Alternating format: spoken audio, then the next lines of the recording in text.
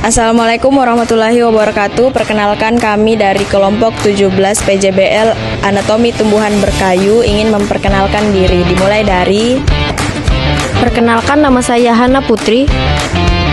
perkenalkan, nama saya Sulfiana. Perkenalkan, nama saya Nadira. Perkenalkan, nama saya Kristianti. Perkenalkan, nama saya Linda. Perkenalkan, nama saya Giska Amelia Lubis. Perkenalkan, nama saya Umar Sana. Perkenalkan, nama saya Kristina. Perkenalkan, nama saya Farniati Toding. Perkenalkan, nama saya Agnes Vitalia. Adapun tema video dari kelompok kami yaitu pemanfaatan pengamatan makrokopis kayu. Selamat menyaksikan. Pemanfaatan kayu gamal. Kayu gamal meskipun relatif lunak dan kurang kuat dibanding kayu keras lainnya, memiliki beberapa kegunaan, antara lain bahan bakar. Kayu gamal terbakar perlahan dan menghasilkan sedikit asap, menjadikan bahan bakar yang cukup baik terutama di daerah pedesaan. Yang kedua, perkakas sederhana. Karena mudah diproses, kayu gamal dapat digunakan untuk membuat perkakas sederhana seperti gagang alat pertanian atau perabot rumah tangga yang tidak memerlukan kekuatan tinggi. Yang ketiga, kerajinan. Kayu gamal dapat digunakan dalam pembuatan kerajinan tangan, terutama yang tidak membutuhkan kekuatan struktur yang besar seperti ukiran atau patung kecil.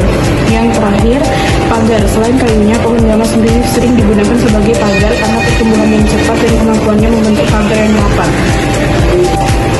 Baik, di sini ada alasan pemanfaatan berdasarkan karakteristik makrokopis. Kenapa sih kayu gamal ini itu sering digunakan itu? Jadi karena pertumbuhannya cepat, membuatnya menjadi sumber kayu yang mudah diperbarui, cocok untuk kebutuhan bahan bakar dan perkakas yang sederhana, tidak memerlukan kayu berkualitas tinggi. Nah, batu ada kemudahan pengolahan. Tekstur kayu gamal yang relatif lunak membuatnya mudah dipotong, dipahat, dan juga dibentuk. Dan untuk ketersediaan, gamal mudah tumbuh di berbagai kondisi, sehingga ketersediaannya relatif tinggi di banyak daerah.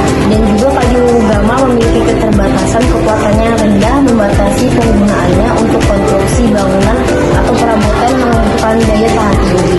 Kayu gamal juga rentan terhadap pembusukan jika terkena kelembapan tinggi. Nah, di sini kita bisa melihat ya, warna kayu gamal ini umumnya tuh warna coklat muda. Terus warna kayu gubalnya ini lebih muda ya daripada kayu terasnya di sini, lebih gelap. Nah, untuk teksturnya ini juga cenderung kasar dan berserat. Permukaannya juga tampak sedikit bergelombang atau tidak rata. Seberat jenisnya tergolong sedang, tidak terlalu berat maupun ringan. Nah, untuk arah seratnya ini, kalau kita lihat dari sini, ini cenderung lurus bisa sedikit bergelombang pada beberapa bagian. Nah, untuk bau dan rasanya ini, kayu gamal umumnya tidak memiliki bau atau rasa yang khas.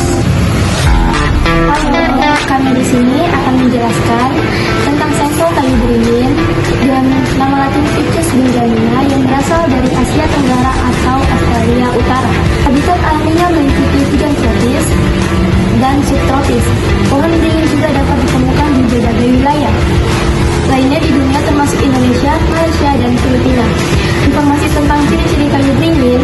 Di sini ada tekstur kayu beringin. Tekstur kayu beringin umumnya halus hingga sedang dengan serat-serat relatif rapat. Yang kedua, di sini juga ada warna kayu beringin, biasanya coklat muda hingga coklat tua, dengan kadang-kadang terdapat garis-garis atau bercak-bercak lebih gelap. Pada umumnya beringin dapat bervariasi, tetapi umumnya memiliki pola yang relatif sederhana dengan garis-garis atau serat-serat yang lurus atau sedikit bergelombang.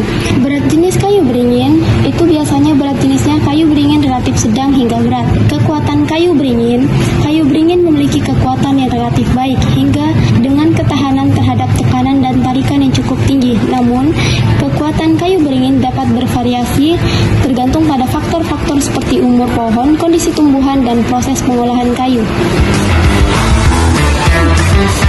Jadi, kesimpulan dari sampel kayu beringin kami adalah kayu beringin memiliki tekstur halus hingga sedang, warna coklat muda hingga coklat tua, pola sederhana, berat jenis sedang hingga berat, dan kekuatan yang relatif baik. Ciri-ciri ini membuat kayu beringin cocok untuk berbagai penggunaan seperti furnitur, kerajinan, dan konstruksi. Baik, di di sini saya akan membacakan kesimpulan dari sampel kayu kita, yaitu adalah kayu gamal. Merupakan pohon yang cepat tumbuh dan mudah dibudidayakan. Karakteristiknya yang ringan dan mudah diproses membuatnya ideal untuk berbagai keperluan seperti bahan bakar, pembuatan perkakas sederhana, dan kerajinan. Namun karena kekuatan dan ketahanan terhadap pembusukan yang rendah, kayu gamal ini kurang cocok untuk konstruksi berat atau aplikasi yang membutuhkan daya tahan tinggi. Sekian video PJBL Anatomi Tumbuhan Berkayu dari kelompok 17. Terima kasih.